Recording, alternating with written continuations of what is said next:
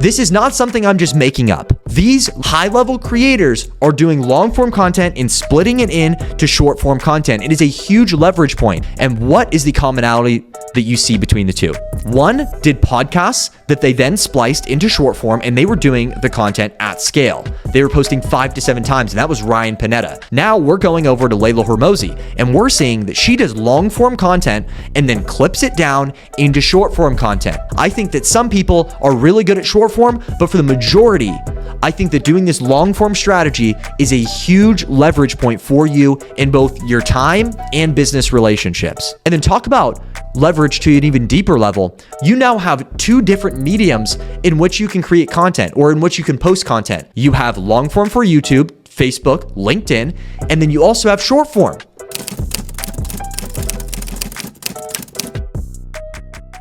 Welcome everybody to the Micheletti podcast. Today, we have a great episode. We're going to be breaking down some viral content from some of my favorite content creators, some very popular content creators. We're going to be analyzing their messaging, say what we like about it, say what we don't like about it, and then also break it down from the fundamentals of what makes a good video and how can you implement it into your own content strategy. So let's dive straight into it.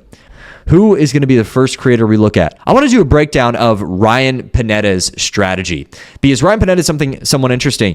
He started his content creation journey in 2020. He is a real estate investor and he has a bunch of different businesses, but he's really blown up with his content. He's not getting a ton of views like Gary V, Alex Hormozi, but he posts so consistently. He does it more of a volume game where his content is really impactful, but he just posts so much of it. If you look at his Instagram, he's posting like 3, 4, 5 times a day. And that works from a couple different areas because he doesn't need every video to go absolutely viral. He doesn't need every video to go viral. He can get 100,000 views in a couple days just based on volume. A lot of people will say, "Oh, I'm going to go for quality." And I think quality is very important, but he knows what quality is and then he produces it at scale. And that's when you start to get into the really impactful view counts, right? Because if he's posting every single day, 3 to 4 times a day, and he may not be getting 100,000 views on each video, but if he's getting 10,000 views per video, that's like 30 to 40,000 views to 50,000 views a day. That's crazy. That impact on your business is crazy. And not everybody is going to see every single one of your posts. So I really like the strategy of going at scale. But one thing I will say is before he went up to scale, he started off by mastering the quality of the content. He figured out what works. How can I get better? And as he got better, he then started to scale the content approach. So when we scroll through and we look at his content, you see a lot of podcast content.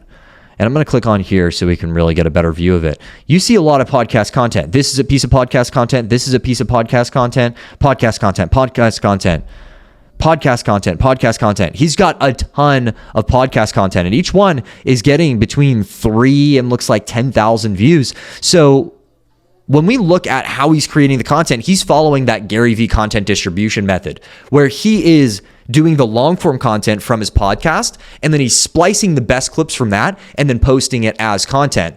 So I really love that strategy because I think it helps you do a couple things. We're always talking about how to have content lead to real business results, right?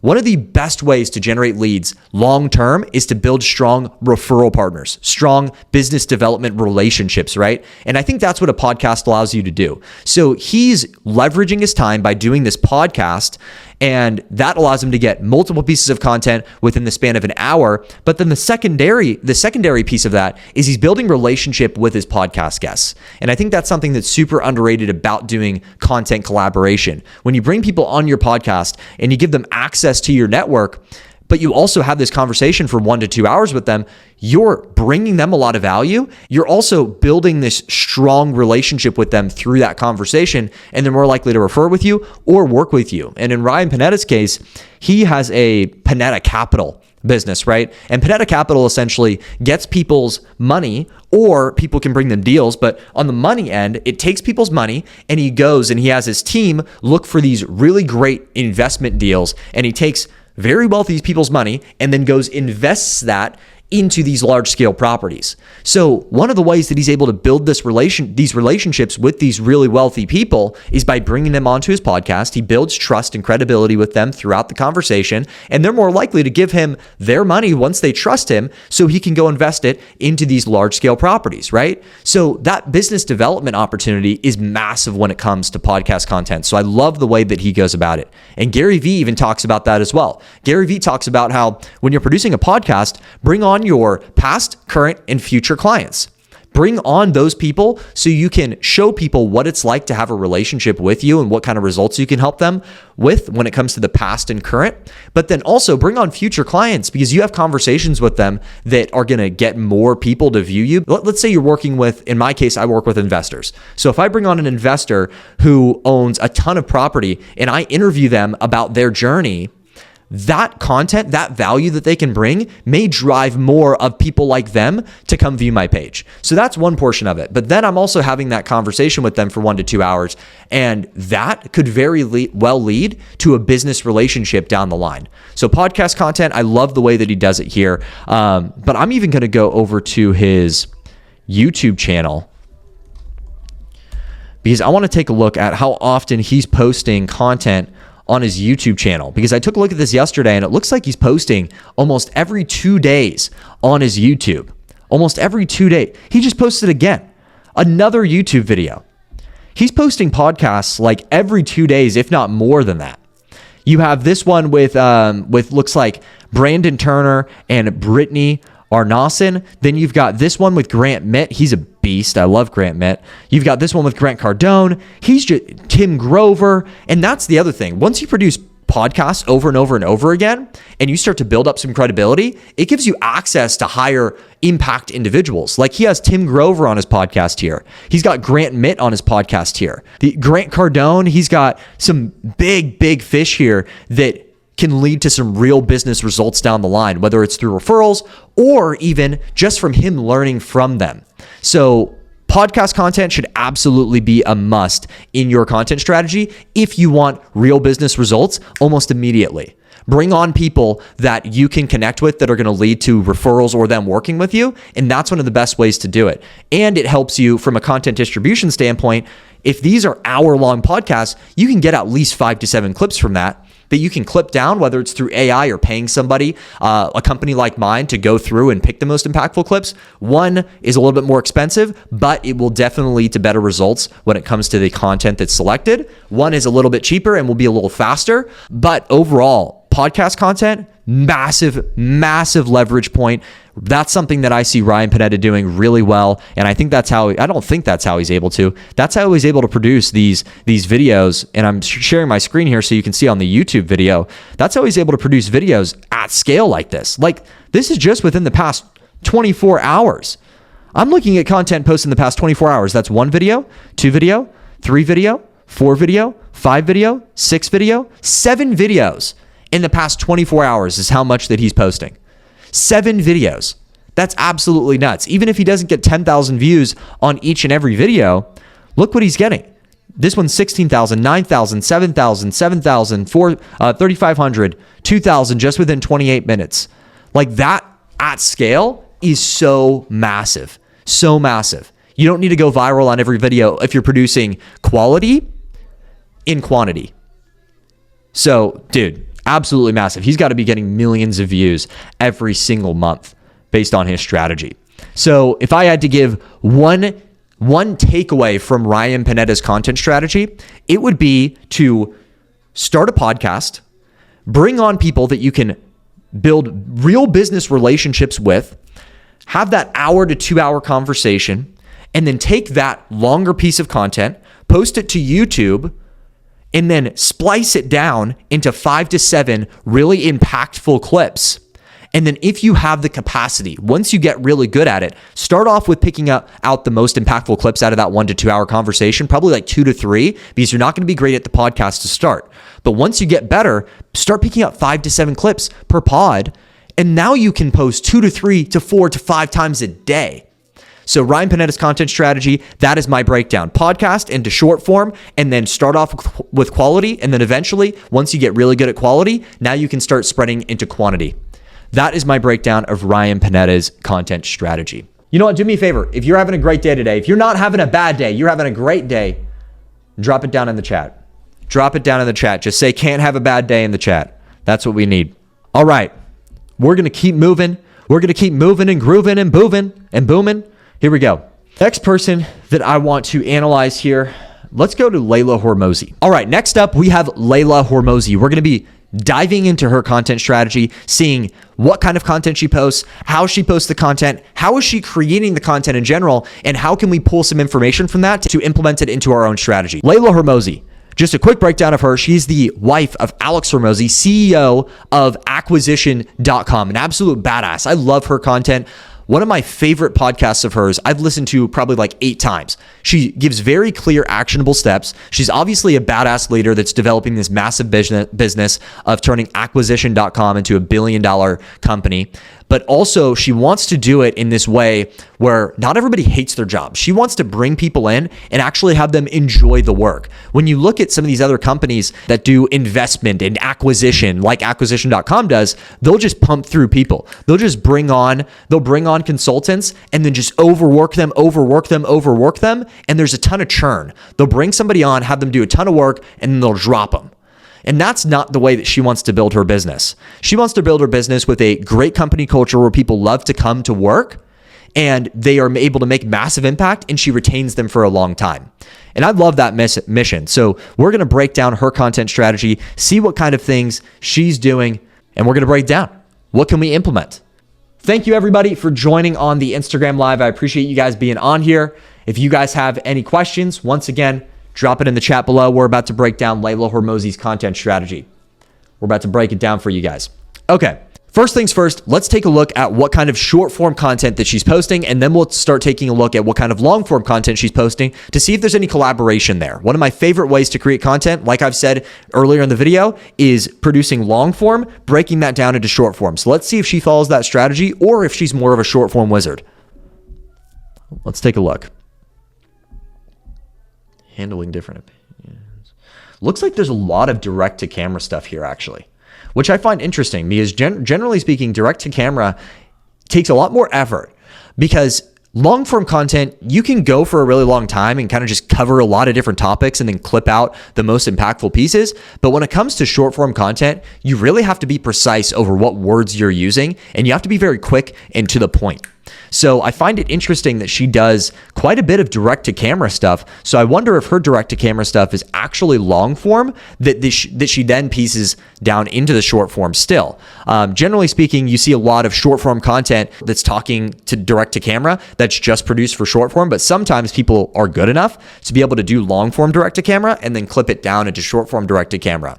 What a lot of people will do when it comes to doing long form into short form is they'll do some sort of interview. They'll do some sort of breakdown, kind of like this, where you're not just hitting point after point after point. You're more so giving a preview into a conversation. So really interesting. We're going to take a look at some of her content. 1 second. And that's okay. Just don't hide it. What's new for us is like the brand presence. I'm just going to speak for myself. I am used to being more decisive in a business, and I feel like for the last couple of years, so this one was definitely, so this one right here that we just watched was definitely from a vlog that they recorded. I definitely feel like this was from a vlog they recorded. So I'm interested to see if this was if this video was from that. So we'll verify that in a little bit. My head, which is like everything we do is being watched, which was like a new filter for me. I'm feeling like, well, if you do make the wrong decision, what does it look like? People are always watching, they're tweeting, they're Instagramming, you're getting messages immediately. I've just stepped into this as like, cool, then watch me fuck up. If we do, I'll own it, because that's who I am. And so I just want to share that for you guys because I think I'm gonna fuck up, he's gonna fuck up, y'all are all gonna fuck up, and that's okay. Just don't hide it. You know what I mean? You know what I love about this specific message? Leila Hormozi says, you're gonna fuck up, I'm gonna fuck up, he's gonna fuck up, we're all gonna fuck up, just don't hide it.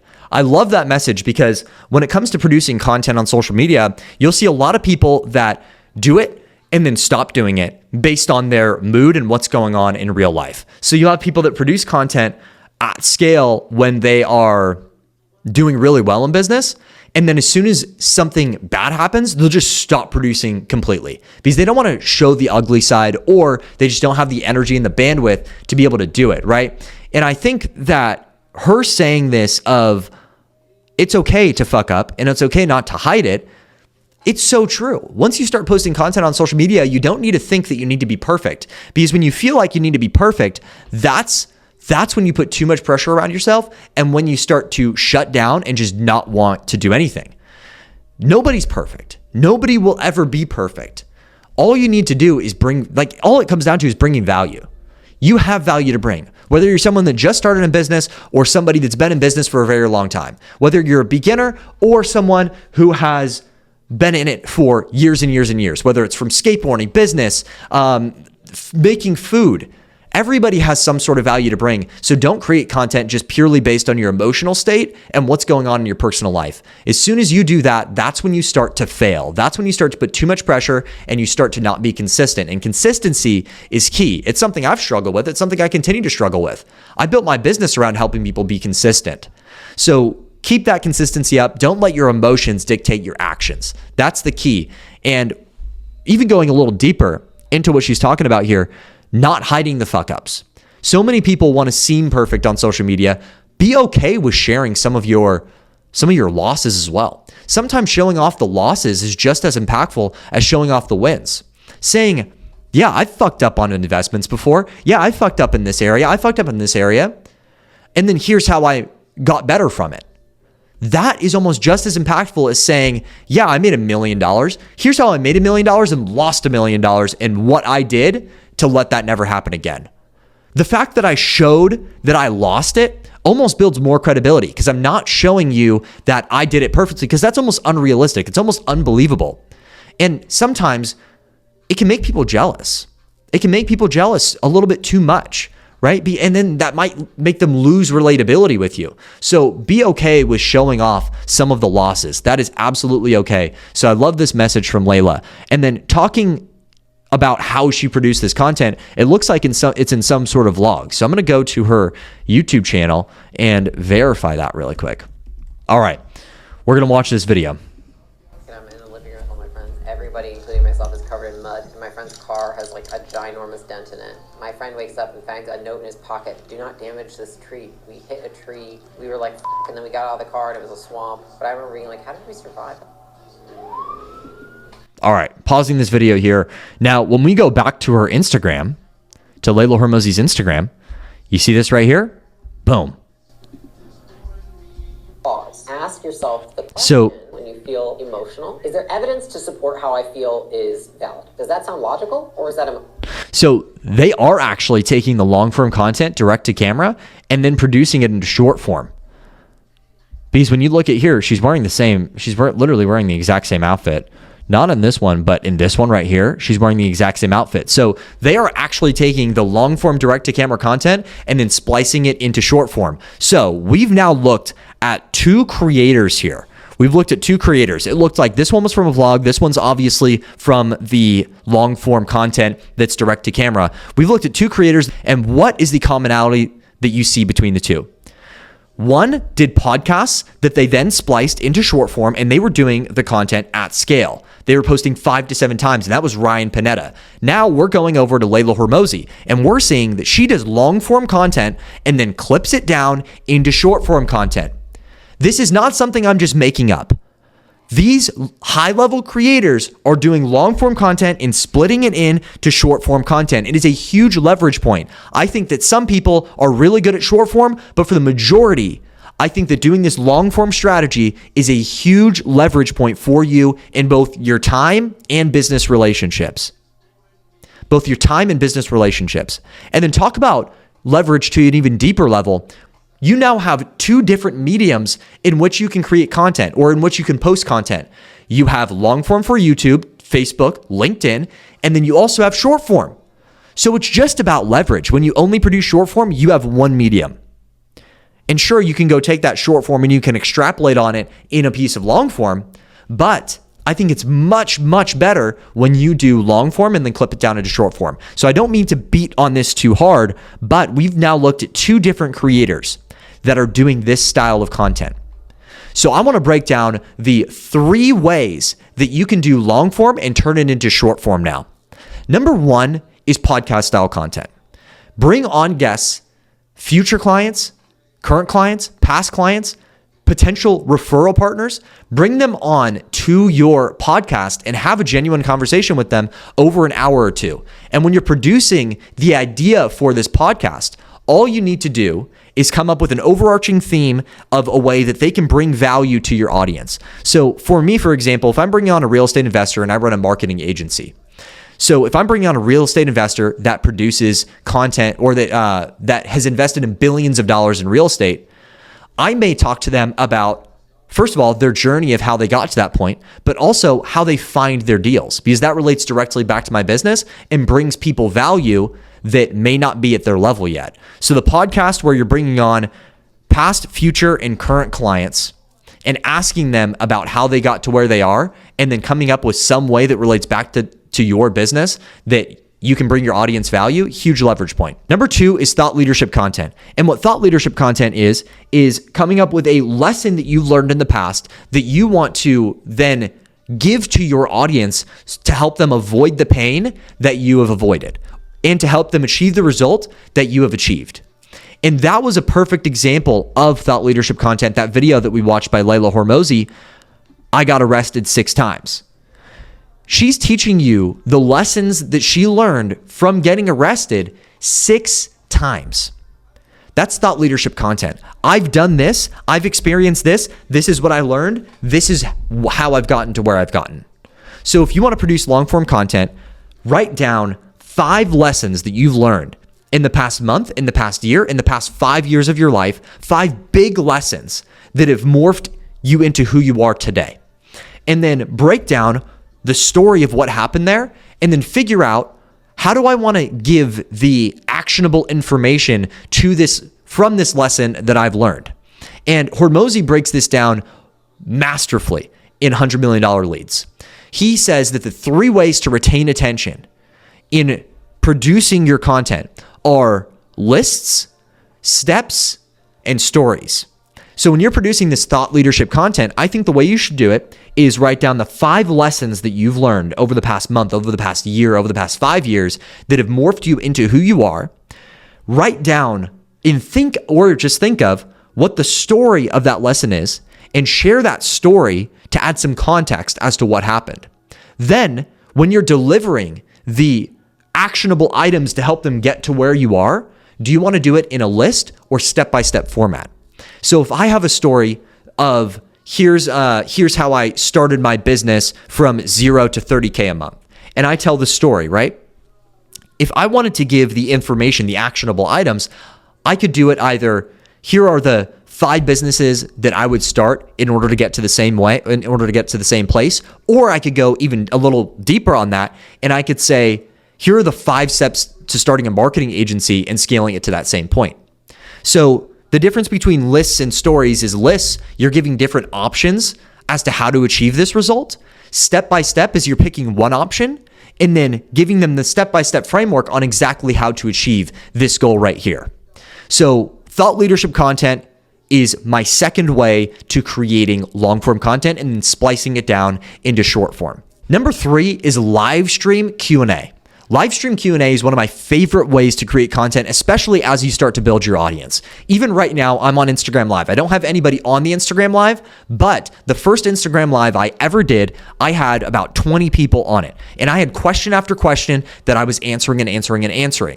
I think that you can do the same exact thing. As you start to build your audience to 1,000 to 2,000 to 5,000 to 100,000 people, and you jump on a live stream, you'll be able to answer real-time questions that people have and give them actionable value on how to solve their problem.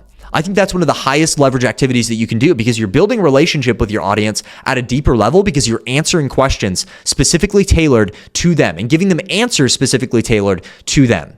And then when it comes to leveraging your time, you're building relationship, number 1, which is a huge leverage of time. But then number 2, you're producing this long form in 3 different formats. You're live streaming, you're producing a piece of long form, and then you're also able to clip that into short form. So from a leverage standpoint, you're doing 3 different content mediums, which is huge, massive. Now, when it comes to the execution of the live stream, here is the 3 steps on setting up a successful live stream when it comes to Q&A. Step number one, you want to post the Q&A. You want to go on your story and you want to post a story that says, hey, I'm hosting this kind of Q&A. Submit your questions here.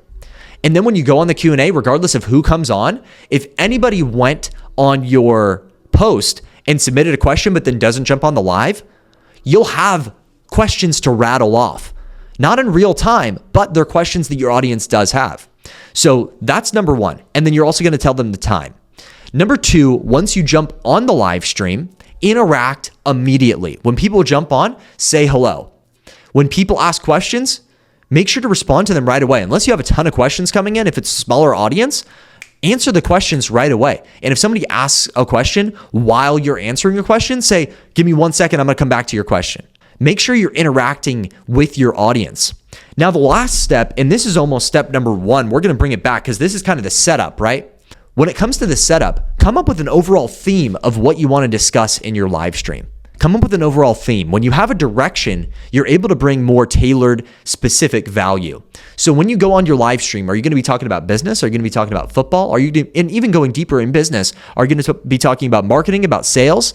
What are you going to be talking about? And then come up with how you want to deliver this Q&A. Do you want to give them, do you want to have somebody come on a Google Meet with you? Like have people literally submit a Q&A and then pick like 10 people to jump on a Google Meet with you and then also live stream the Google Meet. Leila Hormozi has done this while answering those questions. That's a great way to do it.